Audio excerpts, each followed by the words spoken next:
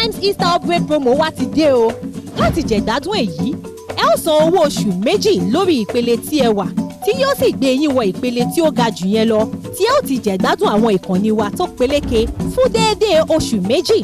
Tàbí kí ẹ san owó oṣù méjì lórí ìpele classic tàbí super, kí ẹ sì jẹ̀gbádùn ìran ọ̀fẹ́ fún ọjọ́ méje. Promo wa yóò bẹ̀rẹ̀ láti ọjọ́ 15 oṣù kẹta ọdún yìí títí di 30 oṣù kẹrin ọdún yìí. Lẹ́ẹ̀kan sí, láti jẹ̀gbádùn tàbí mọ ohun tí ó ń lọ lédè Yorùbá, StarTimes ni ẹ yàn láàyò. StarTimes, dárayá fún gbogbo ẹbí.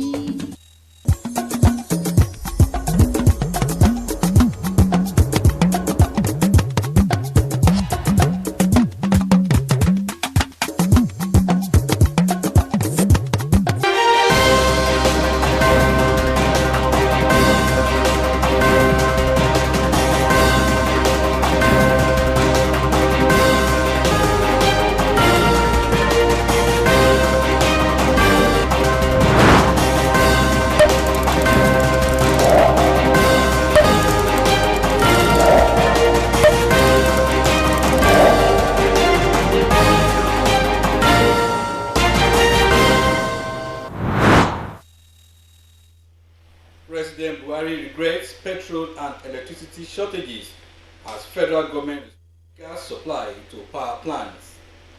Eligible voters take advantage of INEC development of registration machine to register, plus updates from the world of sports.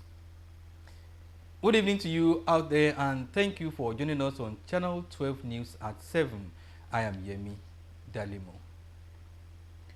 President Muhammadu Buhari has expressed sincere regret for the inconvenience caused to citizens of the country following a prolonged shortage of petroleum products, something that the administration has successfully averted in its 7 years in office. According to the president in a statement by Senior Special Assistant on Media and Publicity, Garba Shehu, the administration knows the fuel shortage has placed a strain on Nigerian citizens and businesses, and thereby assured that the relief is on the way.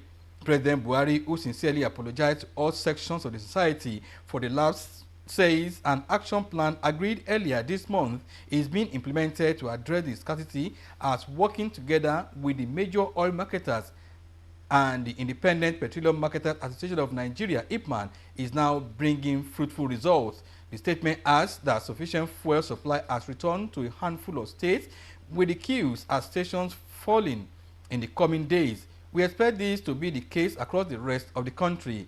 On the issue of electricity blackouts being experienced across the nation, President Buhari remarked that the blackouts seen in the national grid are also being addressed.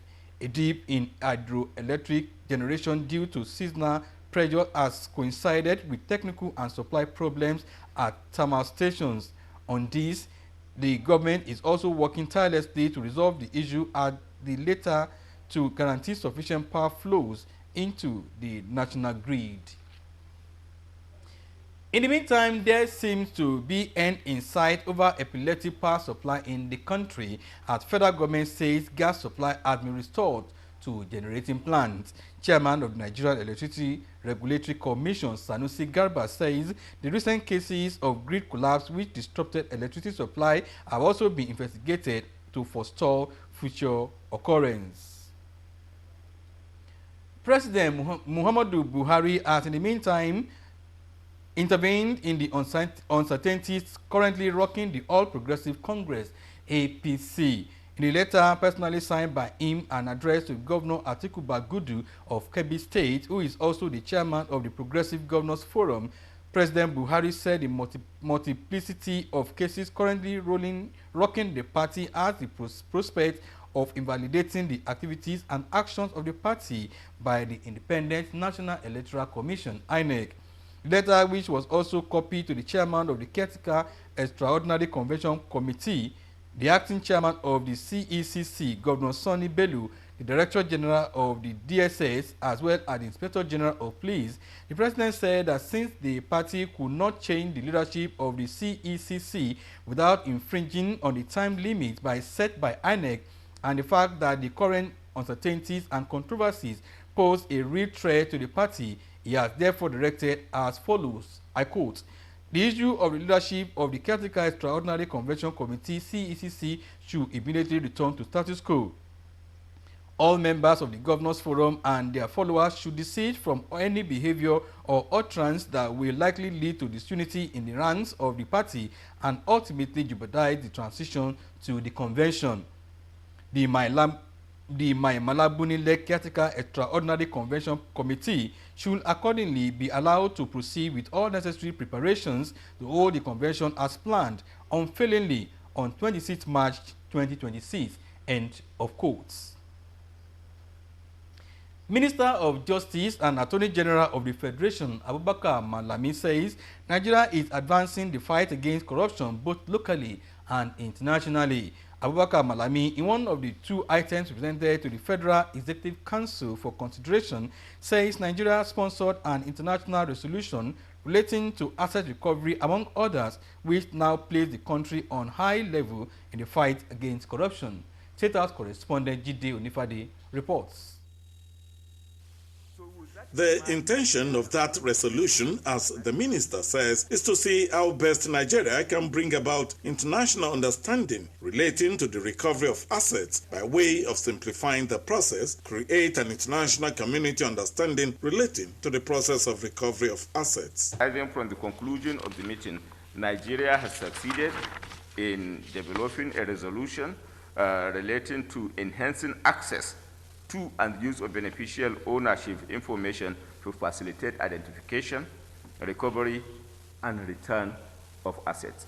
As you rightly know, for example, the case of P&ID, even as at the time Nigeria ran into trouble with the case of P&ID and we had against us an award of over $10 billion against the Nigerian state, those that were behind it were hidden. They were not identified at all. So it took us a lot of trouble internationally and locally to identify the beneficial owners of P&ID. So with that in mind, Nigeria has now developed an international resolution of beneficial ownership register that whoever is investing in Nigeria as a company and internationally should have full disclosure of his identity. In essence, Minister Abubakar Malami explains is that Nigeria has indeed taken its fight against corruption not only locally but indeed internationally by way of ensuring that adequate infrastructure, both legal, legislative and otherwise, are put in place for the purpose of facilitating the tracing and recovery of assets. The international communities appreciated Nigeria's efforts in the fight against corruption, where Nigeria has also been highly rated as a leader in Africa in areas of developing structures for recovery, repatriation, and disposal of proceeds of crime, among others. In the State House, Jide Onifade, NTA News. The National Judicial Council has won 2 judicial officers of the Federal and State High Courts. One of the 2 judicial officers is Justice Muyiwa Baba Idris of the High Court of the Federal Capital Territory, Abuja, who was equally placed on Council's watch list for a period of 1 year. The Council also won Justice Ladan of the High Court of Kaduna State, having found merit in the petition written against him. Justice Ladan was found wanting by signing the writ of attachment, while Ganeshe order Nisi was pending. The NJC also recommended the appointment of 6 heads of courts and 9 judicial officers for the Federal and State High Court, Sharia Court, and the Customary Court of Appeal. All recommended candidates are expected to be sworn in after approval by the President Muhammadu Buhari and the respective state governors and confirmation by the National Assembly and the respective state House of Assemblies, as the case may be. The Council also considered the report of various committees and noted the notification of retirement of 23 judicial officers of the Federal and State Courts and notification of death of 1 State High Court judge. And now to Anambra State, former Governor of the Central Bank of Nigeria, Professor Charles Chukwuma Soludo, has been sworn in as the 6th democratically elected governor of Anambra State alongside his deputy, Dr. Oyekachukwu Ibezim. The governor promises a prosperous future by ensuring that the state is put on the map of global competitiveness. Ndem Kalu has the details. In his inaugural address, Governor Soludo, who revealed that he applied, his party shortlisted and Indianambra gave him the mandate, promised to work very hard to make Indianambra proud, thanking God, former Governor Obiano, as well as all stakeholders for helping to make the day a reality, starting from insisting on transparent electoral process. The governor assured that he will hit the ground running from holding a meeting of the State Security Council, among others, seeking the active cooperation from the federal government and neighboring states. I will engage all parties to the breakdown of peace and order in Anambra from a point of determination to solve problems and resolve the disagreements with openness, integrity, equity, and justice. I will absolutely invest my political capital within the state, Southeast and the presidency, federal government, and its establishments, and as a matter of utmost priority. While stating that himself and his deputy are committed to building a new socio-economic order with short-term pains but guarantee of a prosperous future, Governor Soludo insisted on patronizing local brands, promising to give it his all to make the state proud, using the lean resources of the state to lay the foundation of a new Anambra. Governor Soludo also promised to conduct local government elections in the next 2 years of his administration as a way of reinvigorating the grassroots, among other reforms. From the Government House, Oka, Ndem Kalo, NTA News. Eligible voters and Nigerians who have attained voting age of 18 years are taking advantage of the development of the INEC voter enrollment device machine to registration areas in Nimeko and Ilara communities to get registered ahead of the 2023 general elections. Tokwe Alabi reports. Imeko Comprehensive College in Imeko and Ilara Town Hall in Ilara are designated centers for the registration, and the two centers are attending to prospective voters. The real essence of continuous voter registration is to encourage voters, eligible voters, to come and register their name. With the initiative of INEC taking these things down to the different polling units now, it's a right step taken in the right direction and at the right time. This issue of PVC registration is not a partisan. It's based on the community development. So we appeal to our people to come out in a mass to come and register for their PVC. 18-year-old Ayomide Oluga and Sodiq Ayuba are excited about the registration and they commended INEC for the opportunity.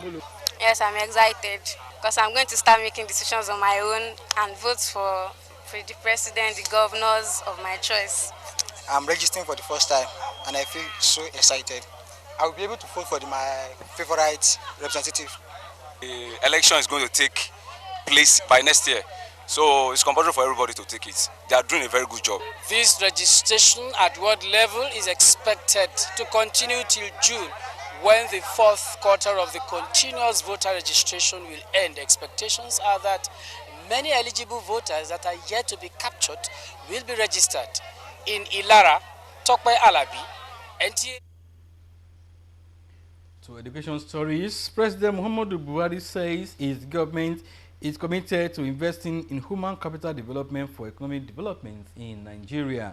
He stated this at the 28th and 29th combined postgraduate convocation ceremony of the Federal University of Agriculture, FUNAB, Abeokuta, Ogun State. President Buhari, who was represented by the Director of Academic National University Commission, NUC, Dr. Abiodun Sefiu, says the federal government will spare no effort at moving the education sector to highest pedestal for sustainable development. The Vice Chancellor of the institution, Professor Felix Kolawole Salako, says the university is known for excellence and will not relent in turning out qualified agricultural experts to boost food production in the country. 810 postgraduate students were conferred with the PhD, master's, postgraduate diplomas and higher diploma degrees during the convocation. So business news, federal government holds 600 billion naira electricity subsidy confirmed per tariff hike as Tupen cries out over another rise in cooking gas price. Details in our business news segments. The Nigerian Electricity Regulatory Commission says subsidy on power amounting to about 600 billion naira during some period has now been stopped by the federal government. It also revealed that electricity tariffs were raised in February this year and the tariff payable by some customers in the franchise area of one of the distribution companies was reduced. This came as power generation companies condemned the Nigerian Bulk Electricity Trading Company, stating that NBET was failing in its obligations in terms of payment for power generated by GENCOs. The Liquefied Petroleum Gas Retailers branch of Nigerian Union of Petroleum and Natural Gas Workers has raised the alarm over the recent rise in price of liquefied petroleum gas, popularly called cooking gas. He said the cost of the commodity had been on the increase in the last 2 weeks and urged the government to intervene, considering the current energy crisis in Nigeria as seen in the drop in power supply and petrol scarcity. That's it on Business News. It's over to you, studio. The General Manager, NTA Abeokuta, Mrs. Fumi Wakama, has been named as one of the Nigeria's Women Annual 100 Leading Women 2022 edition. Fumi Wakama and 99 other names, including Pastor Mrs. Esther Ariola Odeyemi, Professor Ibiyemi Olatunji Bello, Mrs. Folake Shweton, Yemisi Edun, and others, are recognized based on their influence and contributions to women development in the areas of business, politics, advocacy, media, medicine, and other sectors. The recipients, who could not hide a joy for the recognition, described the feat as a challenge to do more. Fumi Wakama, a first female chief press secretary to the former governor of Ogun State, Ibikunle Amosun, and first media manager, program and outreach of International Republican Institute, an agency under the USAID program in Nigeria, is the general manager, NTA Abeokuta. We rejoice with our general manager and we pray for more feats. Moving on to entertainment news, Nollywood producer and actor Kunle Afolayan said to train 300,000 Nigerians for career in film and television production within 3 years as Two-Face Idibia builds multi-million music studio for OAU. Over now to Rhoda Onifade for details. KAP Film and Television Academy has announced a new initiative set to train 300,000 Nigerians within 3 years for them to pick careers in film and television production. The academy, in partnership with MasterCard Foundation's Young African Works, will focus on young people between the age of 20 and 35. Confirming the latest, KAP Academy movie film director and academy founder Kunle Afolayan revealed that the initiative is set to help train and support the next generation of filmmakers. Relatedly, Nigerian music icon Two-Face Idibia has built a multi-million music studio for the prestigious Obafemi Awolowo University, Ile-Ife. He explained that he decided to embark on a capital-intensive project after he was inducted into the institution School of Music as fellow, revealing that up next is Benue State University.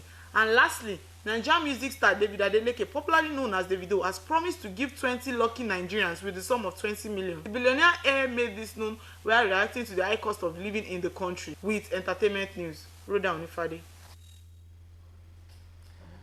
And it's on that note that we draw the curtain of our news tonight. We thank you for watching. Good night.